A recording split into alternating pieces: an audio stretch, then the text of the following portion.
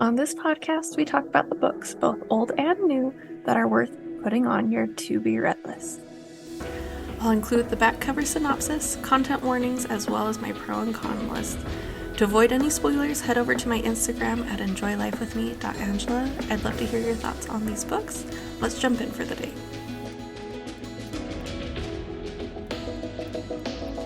Hey guys, we are back.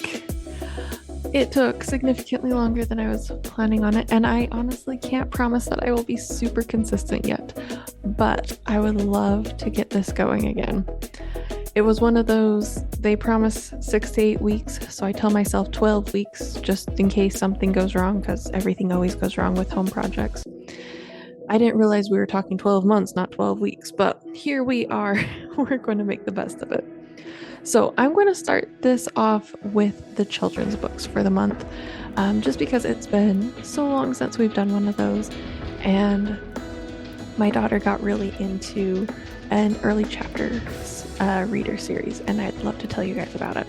It's called the Rainbow Magic series by Daisy Meadows, and it has these sub-series. So there's like the dance fairies, or the jewel fairies, or the sporty fairies, or the animal friends, or the ocean fairies, and music fairies. Anyways, there's a million of them. I'm pretty sure there's like 250 of these books, and there are about 7 books per sub-series, and we've just been getting them at the library, and they've been really great. They're easy readers, like the black and white pictures inside, so that it's not super overwhelming. She can read them herself in like a day, and they're not too scary. Like, I know a lot of the early chapter books are kind of adventure-y because that's what kids like, but I have a very sensitive child, and I feel like they get too intense, too scary for her. So these have been awesome. The bad guys always lose, and everything's great by the end of the book. I feel like you can read them in any order. I feel like, as with any series, it's intended to be read in the series order, but she does a great job of just making it possible to be read in any order, honestly. So give those a try. Let me know what you think. We've been enjoying them so far, honestly, and we're getting to the point where she can read these books faster and she wants to keep reading more than when I can read with her. So we'll read the first one in the series together, and then she reads the rest of the series herself, and then we kind of do a book review basically on each of the books that she reads as she's finishing them. But I would love to hear other parents' ideas on how you monitor what your kids are reading when you've raised a little bookworm and you can't keep up with them. So please share all those tips. That would be great. The one my son has been loving though right now is called Time for Bed, Little Owls by Katja Alvis and Andrea Stegmaier. It's really cute. You're in charge of putting this mama's baby owls to bed because she has to leave for a little bit. So you help them brush their beaks and all the things that go into bedtime. And then at the end, when the mom comes back, you put yourself to sleep because there's one more person that needs to go to bed, and it's, you. And, hopefully you sleep really well in your, safe, snuggly bed. It's really cute. It's been a good bedtime book for us right now. And then the one I want to talk about is called I Can Control My Anger by Dagmar Jessler. It was a random grab at the library, and it talks about how sometimes we all get angry.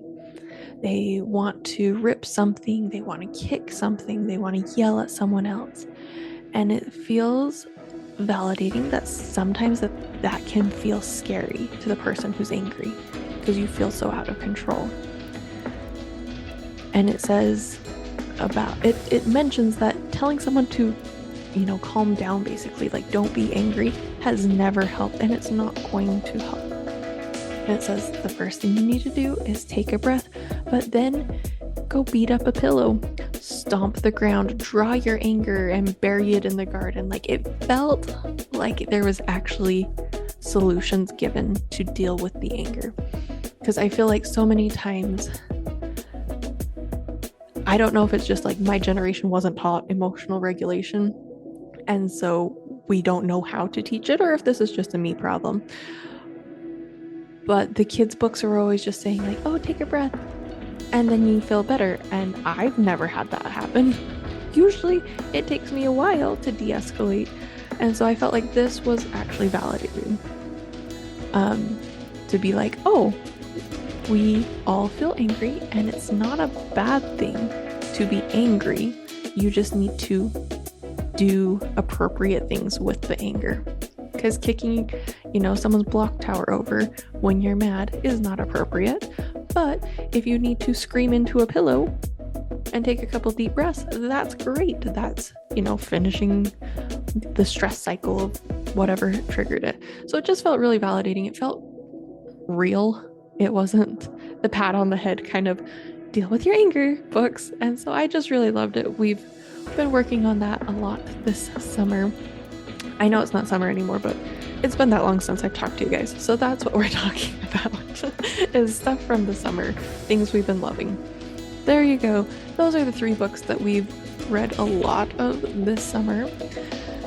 And I would love to hear what you've been reading over the summer, what you're getting into. I mean, we're getting into the Halloween books, and finding Halloween books that are not gory, that are not scary is so hard. So if you have some, please share them. I would love to get them out on social media for other parents.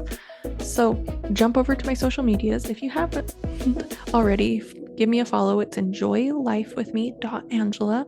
I'll have all of the clickable options in the show notes. Share your thoughts with me about these books, ones you're reading for the summer, ones that you've got planned for Halloween, and I will talk to you guys soon. Happy reading.